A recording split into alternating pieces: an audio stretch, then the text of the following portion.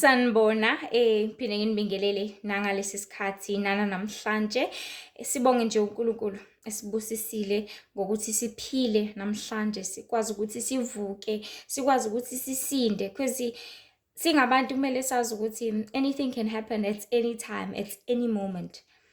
And especially kulesi sikhathi sesiphila kusona njengamanje lapho khona ukufa kuvele kufike kunanoma ubani, nanoma ingasiphi isikhathi, nanoma ikanjani futhi, nanoma ingayiphi indlela.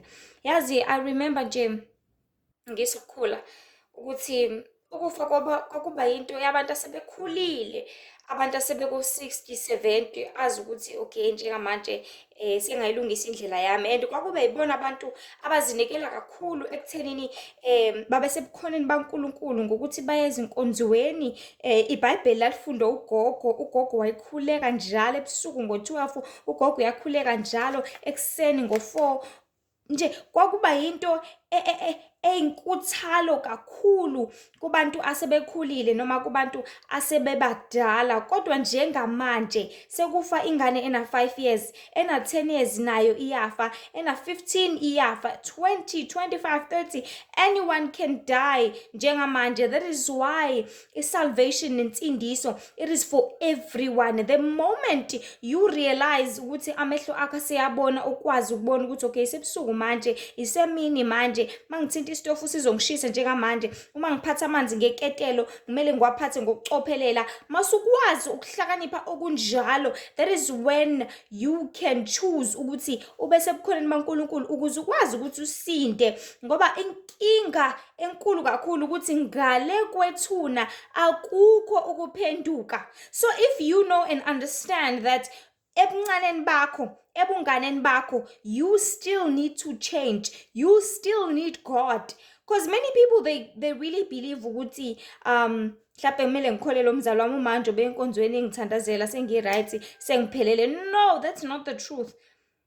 Uma iphilele, uma ifele la emhlabeni, ngoba ngeke uzulale nomzali wakhe ethuneni, ngeke uzulale nomfundisi wakhe ethuneni, but uzolala wedwa. Enye into ekumele siyazi singabantu ukuthi yabona lapha emhlabeni sonke siyizingane kubaba uNkulunkulu ohlala ekhaya ezulwini. Whether uyingane ngeminyaka, whether ukhulile ngeminyaka waba ugogo, waba umkhulu, whether ungumfundisi, ungumprofethi, uyibhishobhi, kubaba uNkulunkulu sonke siyizingane. Whether you have all the money in the world, all the wealth, everything, all the cars, all the luxury life, okusalayo kubaba ohlala ekhaya ezulwini ungumntwana nje kuphela, ngoba uyena omkhulu kakhulu, uyena ongubaba.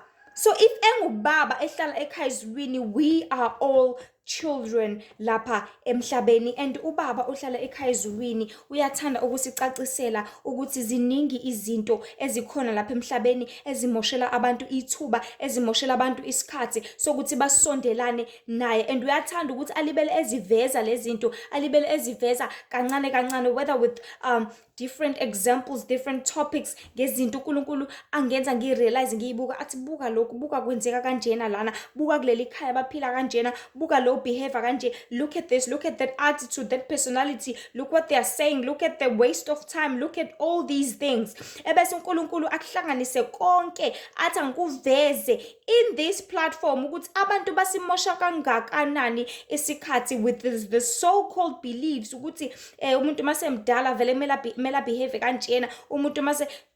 All these things are false. All these things alahlekisa abaningi nenkazimulo yaNkulunkulu, alahlekisa abaningi nokuqonda uNkulunkulu, alahlekisa abaningi ngesikhathi ekumele ngabe bayasebenza, basebenzele imphefumulo yabo, but they are so busy with many things ezikhona emhlabeni ngenxa yokuthi sebejwayele ukuthi baphila ngale ndlela, sebejwayele ukuthi kwenzeka ngale ndlela, bakhuliswe ngale ndlela, noma they know this way. So there's this topic uNkulunkulu that he was touching enhlizweni yami yesterday, ethi children or kids can hinder your growth. Ziningi izinto ezenzakalayo lapha emhlabeni, kuningi okukhona, kuningi futhi okuzayo. And we have realized ukuthi for the past years i-teenage pregnancy isiyande kakhulu emhlabeni. Ukuzala kwezingane ezincane, ingane izale ina-16, izale ina-15, 17, 18. And ukuzala kwalo muntu lo uzala vele usafunda isikole. Uma esafunda isikole, obviously uzozala aphinde futhi abuyele esikoleni ebese lengane isala nobani? This child, therefore, will need to stay with ugogo. They will need to stay with umuntu omdala, will need to stay with someone else. Njengamanje lo mntwana akasayinakekela ingane yakhe. Njengamanje lo mntwana is not providing the very enough love that he or she have to provide for umntwana wakhe. But isikhathi esiningi yena kumele asichithe esikoleni, kumele ahambe e-university, kumele ahambe ayosebenza. Le ngane le besisala nobani? Le ngane besisala nogogo. Mind you, le ngane njengoba isisala nogogo noma isala nomkhulu noma isala noma ubani ohlala la ekhaya, akusiyona i-responsibility yakhe. Akusiyona ingane yakhe. Yes, ngawumzukulu wakhe, yes, ngawumshana wakhe or whatsoever nge-relativeness yegazi noma ngendlela okungayinemeka ngayo, but ekugcineni kosuku akusiyona responsibility yakhe. This person ohlala la ekhaya engahlalela ukuthi enze izinto zakhe naye ngesikhathi sakhe, but because the child yala ekhaya has been influenced, yathanda izinto, yathanda ubumnandi, yazi yahamba yenza whatever yakwenza ngesikhathi sayo ngokuthanda kwayo, having fun, grabbing love, the fake love futhi, yakwenza konke le ngaphandle, yasiyalanda umntwana yazombeka la. Because this love, number one, it is fake.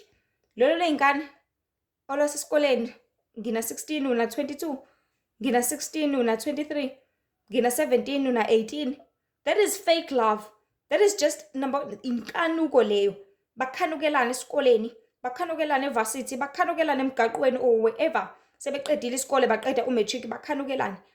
And then mase bekhanukelana, they will want to have intercourse someday, somewhere, somehow. Because it last, isitha sizo influence ukuthi ipusheke kakhulu up until it get to a point la khona nizobona ukuthi no man, let us just do this.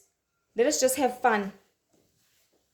Kanti kunani everyone is having the same, because abanye abantu bathatha izinto ngokuthi abanye vele bayakwenza. Nabo abantu izingane ziyazala left, right and center, and nawe ufuna ukwenza the same thing. Now you want to fall in the same pit. So they go out there, have their fun, and they make the child. They make it for you mzali. Uzihlalele ekhaya. Mhlawumbe you have to be busy with your business. Mhlawumbe ibhizinisi lokuthunga, ibhizinisi lokutshala, ibhizinisi whatever, lokupheka, lokubhaka, ibhizinisi mhlawumbe lobuhlalo or whatsoever. But ngenxa ukuthi now izingane zakho eziwu5 sezizinezingane zonke. No, unengane eziwu2, eziwu3 lo, iyodwa lo. And then lezo ingane lezo ekugcineni kosuku lo munye umdala uyasebenza, lo munye usevarsity, lo munye uyafunda isikole, lo munye uhlala kwenye indawo uzama umsebenzi, lo munye uqashile wara. Zonke lezi ngane, sorry. Yaxolisa kakhulu ngalokho. Zonke lezi zingane ekugcineni kosuku zizosalela wena gogo. Ingane zika gogo lezi. Mase isalele wena. It's either umsebenzi wakho ngeke uzukwazi ukucomplete or uzoquita same time okuthunga, or uzoquita same time insimini ngeke uzukwazi ukuhlala. Ingane ziyakhala lapha phezulu, ziyakhala lapha ezantsi, zidinga ugogo, zidinga ukushintshwa, zidinga whatsoever kuningi. Mind you, aziyona responsibility yakho, ziyi responsibility yalezi ingane zakho. And kumele sazi ukuthi isitha will always try as many ways, all the techniques. It is a fact. Abantu kumele bayazi ukuthi isitha sizozama ngayo yonke, yabo mangithi ngayo yonke indlela, I mean every way. Ukuthi abantu bangazani uNkulunkulu, ukuthi abantu bangazisebenzeli imphefumulo yabo, ukuthi abantu bangatholi ithuba lokuthi babuyisane noNkulunkulu, bafunde izwi, bakhuleke, benze konke abangakwenza ukuze bahlale besebukhoneni baNkulunkulu. Sizama ngayo yonke indlela. And this so-called teenage pregnancy iyandile kakhulu. And ukwanda kwayo kwenza ukuthi zonke lezi zingane lezi zibe responsibility yagogo. Ugogo manje akasasithola isikhathi sokuthi akhuleke. Na ingane yakhe ebusuku inakekelwa uyena because ingane yakhe ihlala le kude iyasebenza. Le ngane le emele igado yena. Yes, umama ethumela imali, athumela imali yobisi, imali emaparishi, ama-purity, whatsoever. But ugogo akasasithola isikhathi sokuthi avuke ngo4 akhuleke. Cha, akasakwenzi lokho, kodwa uvuka ngo4 ashintshe ingane enapkeni. Ugogo emini akasalifundi kuhlobo iBhayibheli because lezi zinto ziyamemeza la egcikeni nywa zonke zibanga umsindo. Akasalifundi ihlobo iBhayibheli because kumele avuke ekuseni ugogo aphekele lezi ngane ipharishi, kumele enzele omunye ubisi, kumele ashintshe omunye, kumele awashe iy'ngubo zabo laba abawu-3, kumele alungise, kumele indlu ibe clean. Usithola nini isikhathi ugogo sokuthi azifune yena ukuthi ungubani? Usithola nini isikhathi? And others, they don't even make it to church. Nangamasabatha, nangamasonto. They don't even make it to church because of these kids. Because lezi ngane kumele ziwashelwe nange-weekend. Lezi ngane kumele kwenziwe something. It's always gonna be a problem to hinder your growth nawe gogo. To hinder your growth nawe mama. To hinder your growth nawe aunt. Somewhere, somehow.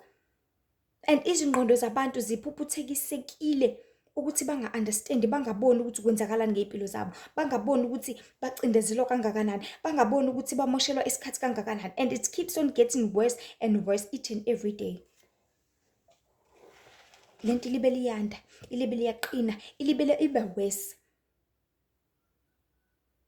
What I'm saying ukuthi those kids, those children akugcwele egcekeni, yes abazukulu, but they're still hindering your growth towards the Lord. They're still hindering you finding yourself. They're still hindering you finding your soul. Zonke lezi ngane zisakuvimbezela ukuthi ungabi sebukhoneni baNkulunkulu. Zisakuvimbezela ukuthi ungafundi izwi lakho. Zisakuvimbezela ukuthi ungahlini kahle indlu yakho because izalukazi yazi zakudala zazikline ezindlini kuqhakaze omunye angavumi nokuthi kuze ngene umuntu. But njengamanje sekuhlala izingane ziyangcolisa, izingane zishiya ama toys kanjalo, omunye uchithile ama noodles, konke sekwenzeka ngendlela engekho right. Indlu uyoklina kathathu ngosuku, ugogo uzakhathala. Ngoba ngikalibele clean njalo ngaso sonke isikhathi futhi uzosebenza ukuclean. What about le minye imisebenzi? What about other duties ekumele ukuthi awenze? Ngazo futhi lezi zingane lezi. Enye ikhulile, enye kuningi, ziningi zisabalele zigcwele indlu, zigcwele igceke. They are stopping you from reading. They are stopping you from getting to know God. They are stopping you from getting to know why you were created. How are you supposed to live? And what is it that is going to help you ukuze uthole insindiso, ukuze ubone umbuso wezulu ngelinye ilanga? So number 1, le ngane le ezalwe le teenage, deep down within idinga abazali bayo boyi-2. And uthola ukuthi lo wesifazane usehlukene nowesilisa. Le ngane le ayisamazi ubaba wayo, hlasimpe nje uphila ngokuthumela imali noma mhlawumbe wabaleka angeke aphinda abuye. Wayiphika nokuyiphika ingane. Idinga abazali boba-2, not wena gogo. Idinga loya mama olapha esikoleni, idinga loya baba olapha ekhaya kubo makuthi usekhaya kubo or whatsoever. Isihleli nawe gogo, phinde ngabi yona yodwa. Because leya ngane izalwe kulesi sibongo nale yazalwa kulesi sibongo nale, zonke lezi zingane zihlukahlukene. And ingane nengane idinga isibongo sakubo. Because mehleli la komalume ngaso sonke isikhathi khona izinto ezozidinga, khona ama characters ezowatshengisa ababa wayo. And mayingamthola ubaba wayo izohlezi iwuhlanya lwengane. Because abazali bayazi understand akubona ukuthi bakanjani, banama genes kanjani. Let's say for an example nje ubaba wengane wayekade ehlupha esamncane. Ehlupha ngokuthi nje njalo yena uyahayiza ayibhuquze phansi. Ehlupha eyiqili ngendlela eyisimanga. And the same character iphinde itshaleke enganeni yakhe. Because bathi umbala wenkunzi ugqama kakhulu kwinkonyane angithi. So mase ugqamile kakhulu kwinkonyane le ngane izohlupha ihlanye yenziso kwababa wayo, yenziso kwecharacter yababa wayo because ubaba wayo was doing the same thing naye esamncane. Ubaba wayo was behaving the same way naye esamncane, and only the father understands. Mebona ingane ukuthi no man, yazi nami ngangibehave kanje ngisamncane, yazi mehlanya ebhuquza phansi kanje kumele wenze njani, kumele umthele uswazi. Because nami I behave the same way, and ekhaya babenginqanda ngokuthi banganginikeza into engiyifunayo, bangangenzeli whatever engiyifunayo. So le ngane is behaving the same way njengoba ubaba wayo wayebehave. And if ingahlali nobaba wayo, wena gogo, you will never understand ukuthi no man, le ngane is showing a character yababa wayo kahle kahle at the end of the day. But wena gogo uzothatha ngokuthi awunkosi yami yakhala bakithi mnikeni into ayifunayo, bese sinikeza into ayifunayo, bese iyayiqhubeka le character yande, and this child will bear and izoqhubeka nokuthi ingakuhloniphi wena gogo, izoqhubeka ukuthi ingabi nandaba nawe gogo, kodwa izohlezi ifuna yonke into kuwena ngale ndlela nangale character le ubaba wayebehave ngayo isancane. So the reason why ngithi le ngane needs both parents, it is because if ihleli nabazali bayo boy-two, the father will see by the character of the child ukuthi no man, le ngane ibehave ngendlela engangibehave ngayo nami ngisamncane, le ngane yenza ngendlela engangenza ngayo nami ngisamncane, ukuze ingayitholi intuba, ukuze ithole idiscipline yazini ayinganikezwe into eyifunayo, otherwise izosigibela ekhanda le ngane. So mayihle nogogo, ugogo uzokwazela lapho ukuthi loya mfana loyana wakamhlongo wayebehave ngale ndlela ebehave ngayo le ngane. Mayisikhula isina 7 years isintshotshela ugogo amashumi esikhwameni, ubaba wayo wayebehave kanje noma ugogo wayo wayebehave kanje, wayintshontsha nasemsebenzini. So yadlula lento because from isibongo sayo sakababa wayo yadlula yazi yafinyelela enganeni. Mayisihleli nawe engasahleli ekhaya kubo lengane, ibehave ngendlela yakubo, ibehave ngecharacter yakubo, inama jeans ibaphi ibophile yambatha ama jeans akubo, but wena gogo awukwazi lokho. Wena uyitshela ukuthi hayi ingane nje iyayihluphela, ingane nje hayi idinga ukuthi hayi mnikeni Nkosi yami, kanti cha, it is just a way, it's just a technique, it's just a skill esiqhamuka kubaba wayo, esiqhamuka kumkhulu wayo from the father's side, esiqhamuka kugogo wayo from the father's side, esiqhamuka ku-auntie wayo noma kukhokho wakhokho from the father's side, okudingeka ukuthi kube nendlela yokuthi inqandeke lento. But if ubaba wayo ephikile lengane, you will have a problem wegogo.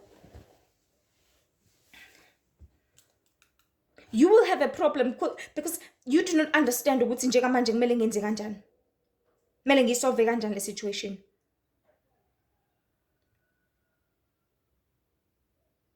Ngeke uzo understand. Only the father can. Listen njengalokho, I was saying only the father can understand. Only umndeni wakubo baba can understand. Same as with ingane, izothathwa ihambe yohlala in the father's side, ingahlali kwabo mama. Ihluphe lengane yentombazane la ihlala nogogo wakubo baba. Ngoba mhlawumbe umama uyasebenza noma umama whatever kwenzakala noma mhlawumbe washona or whatsoever. You will never understand wena gogo ukuthi lengane yentombazane wayehlupha kanje kanti izifuzela ugogo wayo from the mother's side. Izifuzela uaunt wayo from the mother's side. So the child needs both parents. Well, it's unfortunate again if ukuthi abazali bashona. It's very understandable. But in that situation efana naleyo la abazali badlula khona emhlabeni, yazi kudingeka ukuthi wenze njani ke? Kudingeka ukuthi uyidiscipline ingane, because there's nothing you can do about that. There's nothing you can do ukuthi itshengise icharacter yomzali ya mama noma ya baba. There's nothing you can do about that. It's just a matter of you as a grand, of you as an aunt to discipline the child ukuthi ingabe indlavini, ingafuni nanoma yini, uyiyalele, uyinikeze imithetho ukuthi these are rules of this house. Iphile ngayo, igodleke khona izofunda indlela yala ekhaya, whether inama characters abazali, whether inama characters obobani abasekho and ayiseke into ongayenza ngalokho, but isingafunda manje ukuthi kumele ibehave kanjani, because ingane ayazi lutho. Ingane izalwa empty la engqondweni, izala ingazi lutho, ingakwazi ukukhuluma, ingakwazi ukucabanga, ingakwazi ukuzwa, ingazi lutho. But ngale environment ekhulela kuyona, ngabantu ekhula around ibona, that is when the child learns ukuthi okay emhlabeni ukukhulunywa kanje. If izokhulela ekhaya la khona kuxhafaza kuxifa inhlamba ngaso sonke isikhathi, izofunda ukuthi okay la ekhaya kuthuka inhlamba njalo nami ngizoyithuka ke. La ekhaya kuyamenyezwa, la ekhaya kuyathukwana, la ekhaya kuyaphuzwa, la ekhaya kwenziwa u1 no2 no3, izofunda ukuthi nami ngizokwenza the same thing and the same way. But you as the parent, you as the guardian, you are the one responsible for teaching that child the discipline. Incwadi nje yokuhlakanipha ithi fundisa umntwana ngendlela, khulisa umntwana ngendlela eyoba ngeyakhe, ukuthi noma esekhulile angasuki kuyo. Proverbs 22 verse 6. It is your responsibility, Mrs. Mr. Granny, ukuthi ufundise leyo ngane irresponsibility, ukuthi ufundise leyo ngane idiscipline, ukuthi lalela la emhlabeni uziphatha kanje, ukuthi ufundise leyo ngane irespect, ngoba ikhuliswa wena. And mayiphuma lapha ngaphandle izoveza into eyifundayo la egcikeni lakho. If ungafundisi lutho, izofika lapha ngaphandle ifunde, and then lokho kufunde ngaphandle izofuna ukuthatha ikulethela la egcekeni izofuna ukuzoku-apply la lokhu kufunde ngaphandle. Why? Because when you're not teaching anything awuyifundisi lutho ingane, but ibamba lokho okukhona nje la ekhaya ukuthi okay la ekhaya umazenzele, la ekhaya umayibonele, la ekhaya there's no the form of rules. La ekhaya akunasikhathi ukuthi ngalesikhathi akumele utholakala ungaphandle. La ekhaya uma kuyi-weekend umuntu uyayiphuzela, uma ephuza omunye emcimbini akunakuthi siyenkonzweni, akunalutho nje la ekhaya. Then izothatha nanoma yini ethanda ukuyithatha emhlabeni. And ngokwenza kwayo kanjalo izobuye idalele wena izinkinga and hindering your own growth.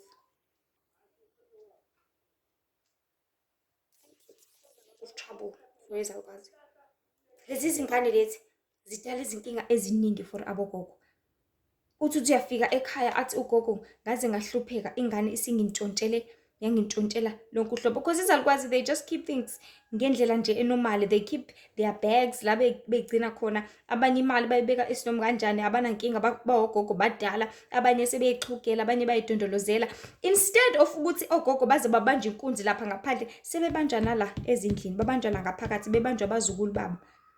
So these kids are causing a lot of trouble and havoc to abazali benu zingane nishiye ingane nogogo. They are causing trouble. Ziyabantshontshela ogogo, zibabamba inkunzi ogogo khona la egcekeni, zibaxhaphaza ogogo. Ugogo athi eyithuma ingane ethi awukahle gogo ngiyabuya, athi seyayiyala ingane ingafuni ukuyenza intando yagogo. They are causing trouble for gogo, and ugogo mase senenkinga uzoba ne-stress, uzovuka oshukela, uzofa ugogo ngenxa yengane yakho wena, ngoba uzazi ukuthi kumele ube responsible for izenzo zakho, kumele ube responsible for ama-actions zakho, kumele ube responsible for everything oyenzayo empilweni yakho. They are causing a lot of trouble for abogogo, for izalukazi, for amakhehle. Abanye baphelezele ogogo-ke uma beyohola. Uyazi vele ukuthi ugogo uhola u-2,000. Amthengise igrosa bese mbamba inkunzi futhi khona lapho. Hawu gogo ngithengela ukuthi, hawu gogo kuwukuthi nokuthi, noma uma kuyena ophatha imali khona azoyigodla la eceleni. Engamcelanga ugogo. Athini ugogo? Because akasenawo amandla okumshaya, akasenawo amandla okumfundisa, akasenawo amandla okwenza anything. These kids are causing a lot of trouble for ugogo, and ugogo uzohleze ne-stress. Mene-stress ugogo akanako ukuthula. Mengenakho ukuthula ugogo akakwazi ukuspenda isikhathi ekuthenini asondele kuNkulunkulu. Akakwazi ukuspenda isikhathi ekuthenini afunde izwi, kodwa uzovuka ebusuku njalo. Instead of ukuthi akhuleke uzovuka ugogo akhale. Athi anginalutho la endlini ngitshontshele yonke imali. Ayikhokhelanga ngisho umasingcwabisane, vele yathatha nje imali ayisebenzisa ngokuthanda kwayo, yahamba yoyiphuza ingane yengane yami. These kids can hinder your growth nawe gogo. Yes, uyabathanda abazukulu bakho. It is fine, it is understandable, I know. Kuhle kumnandi vele kuba nabazukulu, but they are hindering your growth. Bayakuvimbezela ekuthenini wazana noNkulunkulu, bayakuvimbezela ekuthenini uyinkonzweni, bayakuvimbezela. They are causing you a lot of stress, causing you a lot of trouble. Ugogo will spend time manje efuna abathandazi bezokhulekela wena. Ugogo will spend time manje ehambe yakomakhelwane ekhala, awu Nkosi yami ningisize nangi ingane isiyenza ukuthi futhi. Ingane yakho ikhule ibe hypocrite, ibe iphara. Ugogo will spend time esene-stress manje ukuthi awe mhlawumbe nje Nkosi yami seshaywe wabulawa la ekhona. Ugogo will so stressed. Because labantu izingqondo zabo sesikhathele njengamanje, abasadingi ukuthi balibele njalo benenkinga, balibele njalo kumele bacabange, balibele njalo befuna ama-solutions ngazo zonke izinto. Cha, they just need to be helped. They need to be taken care of. They need love, they need attention, they need support. Badinga zonke lezi zinto. But lezi ngane lezi enithi nizishiya nabogogo ukuthi zibanakekela azikwenzi lokho. Kunalokho zenza the exact opposite. Instead of unikeza ugogo uthando, akamnikeza ugogo uthando, akamgezi izinyawo ugogo. If ugogo idinga ukugezwa, akamgezi ugogo. Ugogo ahlale for as long as she or he can. Ahlale futhi engaphekeliwe ugogo for he or she can. But uyapepenyeka umntwana wakho ezindaweni lezi azithandayo. Uyapepenyeka nange-weekend. Ugogo bethesa cela ungihambise abandla ungise enkonzweni. Ingakwenzi lokho ingane. Ithatha imoto ihambe iyoyibhiyozela nentombi yayo or whatsoever. Ziningi izinto ezenzakalayo, maningi ama-situations. But unfortunately all these situations agcine evimbezele uNkulunkulu ukuthi afinyelele kubantu. Agcine evimbezele ugogo ukuthi asondele kuNkulunkulu. Ngokuthi izingane mhlawumbe ziningi egcekeni. ngokuthi izingane mhlawumbe azibehave kahle, ngokuthi izingane mhlawumbe azenzi okufanelekile okulindelekile ukuthi zikwenze. Angiphathi-ke ama-teenagers, they don't even know how to grow children.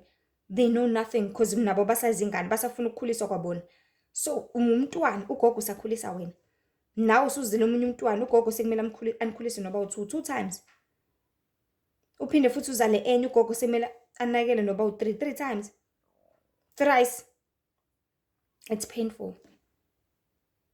It's painful into eyenzekayo emhlabeni njengamanje. Eyenzekalayo kogogo bethu, komkhulu bethu njengamanje, eyenzekalayo kubantu abadala. Or even not just ogogo kuphela, omama nabomama.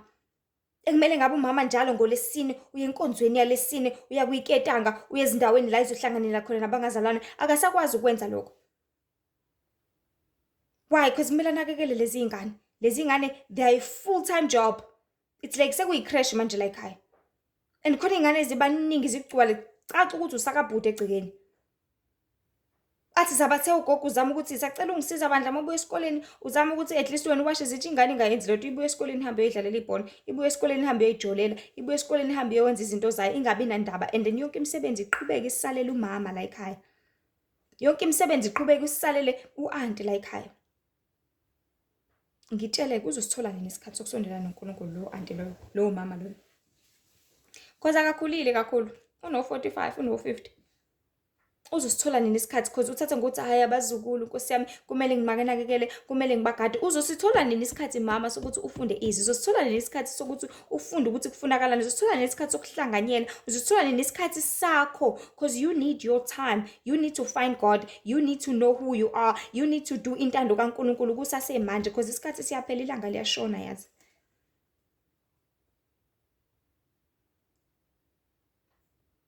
Time is running out, people.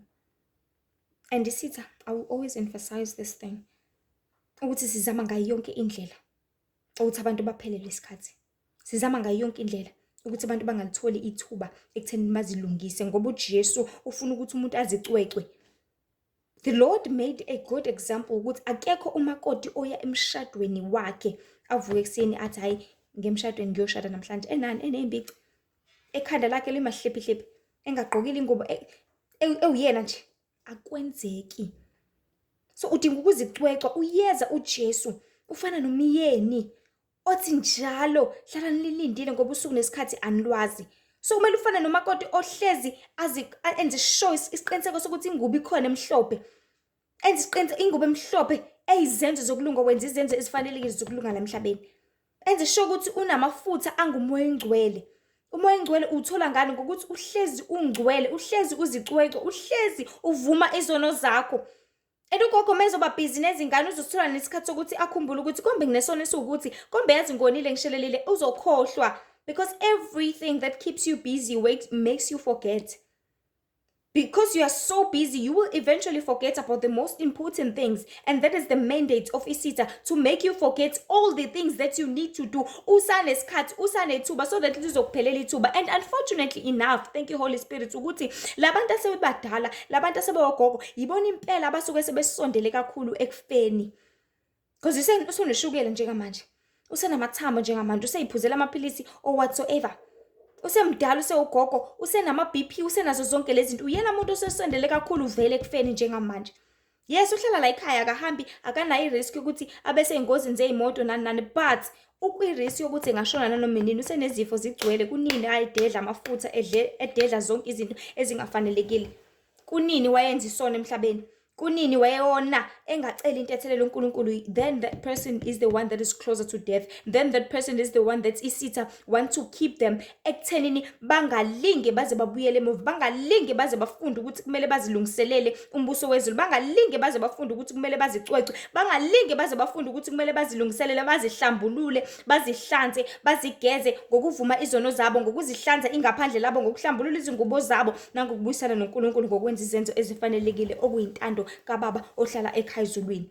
So zama ngayo yonke indlela, whether ngisho engenza ukuthi izingane zakhe zizale as many kids. Uyazi ukuthi vele ingane zakhe uyayithanda ezozinakekela lezi izingane because uzithatha as so called abazukulu. Nkosi yami, awu ngiyabathanda abazukulu bami. Akhohle ukuthi kumele azithande yena kakhulu, athande uKristu kakhulu, athande uNkulunkulu ngenhliziyo yakhe yonke. kodwa inhliziyo yakhe yonke uthanda abazukulu bakhe. Kumele athande uNkulunkulu ngamandla akhe onke, kodwa amandla akhe uspenda kubazukulu bakhe ukuze uyabanakekela, uyabaphekela, ubenzela yonke into. Kumele abathande ngomphefumulo wakhe wonke. Akakwenzi lokho, umphefumulo wakhe uzibile. Kumele athenge ingqondo yakhe yonke. Ingqondo yakhe uyisebenziselani ukuplana ukuthi abazukulu bami yazi engazi ukuthi badinga izinto manje zakhisimusi, badinga u-1 no 2 no 3. Hawu sekushoda ubisi, hawu Nkosi yami sekushoda amanapukeni. Ingqondo yakhe yonke is spent on these children. Ingqondo yakhe yonke is spent on these kids. Laba abazukulu ndina abanabo abantu aba-responsible for, not you gogo, not you mama, not you auntie, not you mkhulu. Makuthi nawe udlala indima ekutheni unakekele lezi zingane nalaba bazukulu. It's not your responsibility, it's never will. But your time is just wasted, so that uzosheshe ufele kuleso sono, so that uzosheshe ufele lowo manyala, ufele lapho ubhizi uthandana nezingane zakho, ubhizi uthandana nabazukulu bakho, ungamthandi uJehova. Because many people think ukuthi because usemdala vele akasadingi ukuthi abe busy na something empilweni, akasadingi lutho, udinga ukuthi ahlale nje ekhaya. Cha, yabo nje besemdala into ekumele abe busy ngayo ukusebenzela, alinde umbuso wezulu. Njengoba besemdala udinga ukuthi ahlale sebukhona baNkulunkulu ngaso sonke isikhathi, ahlale ezondla ngezwi likaNkulunkulu ngaso sonke isikhathi, ahlale enza intando kaNkulunkulu ngaso sonke isikhathi, not ukuthi abe busy ngeingane zakho. Not ukuthi abe busy because they are your responsibility. Thatha ingane zakho uzise crash please. Zumsebenzi wakho wena mama ohlezi uye emsebenzini ushiya ingane nomzali wakho. Zumsebenzi wakho wena ngane osafunda isikole ushiye noma wakho ingane. Irresponsibility yakho. Because wabona ukuthi seku-right ukuthi uzale, enza iplani ukuthi uyise crash engcono ingane yakho, not uma wakho naye unezinto ezibalulekile eziningi ekumele azenzele yena, because it's all about your soul emhlabeni, it's all about umphefumulo wakho, because ukubhubha kuseduze, umbuso wezulu ususondele. I tell you today, umbuso wezulu ususondele kakhulu kunaqala, kakhulu kunalendlela abantu ade becabanga ngayo. Noma wakho need to prepare herself, nogogo wakho need to prepare herself. Why kumele anakekele izingane zakho? It's not fair. It's not fair. Because umbuso wezulu uyafukuzelwa. So mebhize fukuze izinganeni zakho, uzozakhohlwa ukuthi kumele afukuzele umphefumulo wakhe. And many have forgotten. That is why uNkulunkulu ethi namhlanje yabo izingane, all these abazukulu, children and kids, they are definitely hindering your growth in the Lord Jesus Christ. Lifike ivangeli ekhaya. Afike umuntu ezoshumayela. Kuvela ikhale lento.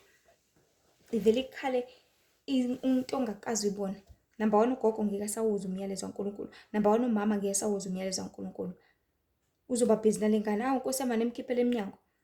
Angafuni, athi angifuni gogo, angifuni. Ngoba lezi zinto sizinze kutshela manje ukuthi angifuni, zikutshela 99 ukuthi angifuni, angeke ngize ngiyenze leyo nto. Isondele kuwena ingane. Uzuxosha umuntu uthi hayi engcono ubuye ngisabhizi nengane. Ngcono ubuye ngisageza ingane. Ngcono ubuye ngisapheka iphashe lengane. Ngcono ubuye ngisenza ukuthi. Guess what? Ngeke aphinda abuye uNkulunkulu because ukunikile ithuba. Wakhetha ingane wena. Wakhetha umzukulu wena. Wakhetha lokhu ya wena kunokuthi ukhethe impilo yakho, kunokuthi ukhethe umphefumulo wakho. Because uNkulunkulu methumela umyalezo, ethumela isithunywa ekhaya lakho, usuke elethe umyalezo ngaleso sikhathi owudingayo. And kulowo myalezo lalela, usuke une-choice vele lokuthi hayi noma engahamba cha angudingi. Usuke une-choice ukuthi ukhethani kuloko okwenzayo nokuthi uhlale phansi ulalela umyalezo kaNkulunkulu because awuthatha usuku lonke. Isithunywa saNkulunkulu asihlali kuwena usuku lonke. Isikhathi esiba yi-maximum kuba yi-hour. But the most minimum, it's like 10 minutes. Ulalela izwi laNkulunkulu, ulalela bese uyafunda ukhumbule ukuthi hayi yazi kumele ngibuyele eBhayibhelini lami. Yazi kumele ngibuyele enkonzweni umthetho wami. Yazi sengibe busy nezingane kangaka. Sengikhohlwe into ebalekile. OkunguNkulunkulu okungisebenzela umbuso wezulu, okusebenzela umphefumulo wami ngisaphila. Usuke ulethele lo myalezo ebese ukhetha umzukulu wakho, and then that will hinder your growth and that will make you be focused kuloko. Ungaphinde uthole iqiniso, ungaphinde uthole ukuphila okuphakade nokuphulukisa.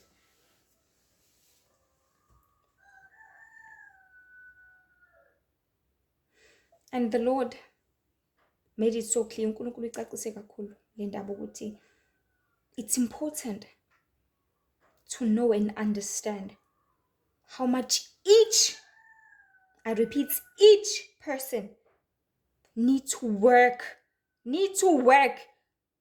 for the coming kingdom of God. Everyone, uNkulunkulu uze wayifaka in caps nkathi ngibhala phansi ukuthi in caps everyone.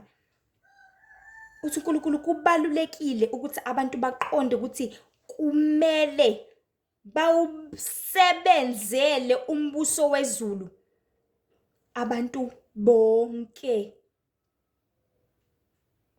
Not abathandayo ukuya enkonzweni. Not abanesikhathi sokuthi bengakhonza. Not abafisayo. Not abakholelwayo. Kodwa wonke umuntu. You are obliged to work. It's your responsibility nawe gogo ukuthi usebenzele umbuso wezulu. Kungumsebenzi wakho. Because umhlaba uyabhubha, umhlaba uyagoqwa. Siphila esikhathini sokugcina njengamanje. These kids zizokubamba zikucindazele and zikhande show isiqinisekiso sokuthi awusitholi isikhathi wena sokuthi wazana noNkulunkulu, awusitholi isikhathi and kuyenzeka kakhulu futhi because abantu bakholela ukuthi awu vele ngisakwazi Nkosi yami kumele nginakekele abazukulu, awu vele mina Nkosi yami uma wise bayasebenza nje uma baba kumele senze njani umsebenzi wami. Akuwona umsebenzi wakho. Lalela, akusiwona umsebenzi wakho, akusoze kwaba yiwona futhi umsebenzi womzali ukuthi azinakekelele ingane yakhe. Umsebenzi wamama nobaba ukuthi bazinakekelele lezi izingane zabo. Akusiwona umsebenzi wakho. Wena wawenza wakho, wayikhulisa yakhe ingane. Wayiyondla, wayikhulisa yaze yabandala. Naye umsebenzi wayo ukuthi le esizalile, whether izale early noma izale ngesikhathi noma izale emshadweni noma izalele la ekhaya, kodwa umsebenzi wayo ukuthi izikhulisele umntwana wayo. Futhi nje uyabona nje ukuthi isono ngampela siyasiletha isiqalekiso. Kahle kahle ingane izalelwe emshadweni. So le ezalela la ekhaya iletha isiqalekiso kumzali, iletha isiqalekiso kugogo, iletha isiqalekiso kuyona, iletha isiqalekiso kwingane futhi because ingane izokhuliswa ugogo, yazi ugogo. Ayazi umndeni wakababa wayo, ayiwazi umndeni wakama wayo, yazi ugogo. That child is cursed. Because iyalidinga uthando lama, iyalidinga futhi olukababa. But yazi likagogo. And benjalo futhi nalabo gogo nalabo mama bayeke bangayitreat same ingane emakhaya. Sho ukuthi umama uzothanda lengane kakhulu leya yalo osebenzayo. Because yazi ukuthi umnikeza imali. Lo osafunda isikole akamnikeza imali. Angayithanda ngayiphathi kahle hleze ithuka ingane ishaya ingane. Ihlukumezeke ingane ihlukumezeke. So it's your responsibility mzali ukuthi unakekele ingane yakho. It's not your mother's responsibility. So nje lo myalezo bomfishane kakhulu sengigoqa sengivala le ndaba ngifisa ukuthi nawe umuntu omdala uhleli lapha ekhaya konke olethelwa kona kuzothi wafuku wena kuyakuvimbezela ukuthi usondelane noNkulunkulu. Kuyakuvimbezela ukuthi ufune wena. Kuyakuvimbezela ukuthi uzithole emphefumulweni wakho ukuthi ungubani. Kuyakuvimbezela ukuthi uzazi. Kuyakuvimbezela ukuthi uthole uNkulunkulu. And isikhathi siyaphela siyancipha umoya kaNkulunkulu uyaphuma uyaphela lapha emhlabeni. And abantu sebezokwenza njengokuthanda kwabo ngokucabanga kwabo nangokubona kwabo. And isikhathi sizoba nzima kakhulu because amadimoni azongena nakuyona leyo ngane leyo. Uyitshela ukuthi ingane iyakhala nje kuphela kanti it's spirit esenza ukuthi le ngane ikhale so that ungeke ulizwe izwi kaNkulunkulu. Athi ugogo usalele intshumayelo lapha ku TV, athi ugogo usalele intshumayelo eradweni, athi usalele intshumayelo uzama ukufunda iBhayibheli lakhe vele ikhala ingane. Kumele anake yona. Izidlula intshumayelo eradweni. Izidlula intshumayelo ku TV. Akanayo phela iDStv Explorer zomenza ukuthi arekhode le ntshumayelo. Futhi nakhona noma erekhodile ngiyase sithole esinye isikhathi sokuthi ayilalele because enye into mase sidlulile it's sometimes not interesting anymore. So kuvimbezela wena gogo. Kuvinjezela wena mama ukuthi ungazani noNkulunkulu. But uyakubiza nawe namhlanje. Buyisana naye sondela kuye. Wenza intando yababa uNkulunkulu ohlala ekhaya ezulwini ngoba uyayibona yonke lento eyenzakala empilweni yakho. Uyayibona zonke lezi ingane ezikumoshela isikhathi ezingawona futhi umsebenzi wakho. Uyakubona konke lokho. Take a stand. Usho ukuthi lalani labantwana bami ingane lezi ezengicela ninakekele mina ngolesini ngiyenkonzweni, mina ngesabatha ngiyenkonzweni. Mina ngifuna ukufunda iBhayibheli lami everyday, mina ngifuna ukukhuleka la ebusuku lengane ibanga umsindo. Thatha lengane yakho ubone ukuthi wenza kanjani ngayo. Uthathe istand and uzofunda. Ningaspoil kakhulu ingane zenu. Ngihlezi njalo nilenient kuzona. Ngeke zize sifunde lutho. Kunalokho the more you spoil your children, the more zizozala ezinye ingane zilethe kuwena. Izaleni ilethe kuwena, izaleni ilethe kuwena because wena uvumela yonke into. Uyathatha uyagodla, uyathatha uyanakekela, uyathatha uyagada, uyathatha uzosebenzisa ngisho yakhe imali embala. Ukhohlwe wena, ukhohlwe isikhathi sakho, ukhohlwe isikhathi sokukhuleka. ukhohlwe ukuthi kumele uzisebenzele nawe. So uNkulunkulu uthi namhlanje wonke umuntu kumele awusebenzele umbuso wezulu. Mangithi wonke umuntu, I mean everyone. Uyingane, ungumshana, umfana omncane, uyini, uyintombi, teenagers, uyinsizwa, ungumama, usisi, ubhuti, ungumalume, ungumkhulu, ugogo, ungu-anti, umalumekazi, umalume, umzala, ungubani, uyisisebenzi sala ekhaya, noma ungubani. Nawe uyadinga ukuthi usebenzele umbuso wezulu. Nawe uyadinga ukuthi ufuzule, because uyafuzulwa. Nkosi nje nibe nani, inibusise, inisize, nibuyele uNkulunkulu, niphulukise imiphefumulo yenu. Ngoba isikhathi esincane, sisesikhathini sokugcina njengamanje. Wonke umuntu kumele asebenze, azisebenzele yena ukuze azisize yena. Nkosi nje nibusise kakhulu. Ibe nani ulihle ithemba lo wakwaMzobe. Amanye amavidiyo akhona ku-TikTok, Facebook, naku-Instagram, lihle ithemba wakwaMzobe. Nkosi nje ibe nani, inibusise. Ningakhohlwa-ke ukuthi uNkulunkulu uyasizonda isono, uyabuthanda ubulungiswa nobungcwele. Nkosi ibe nani manje uze phakade. Amen.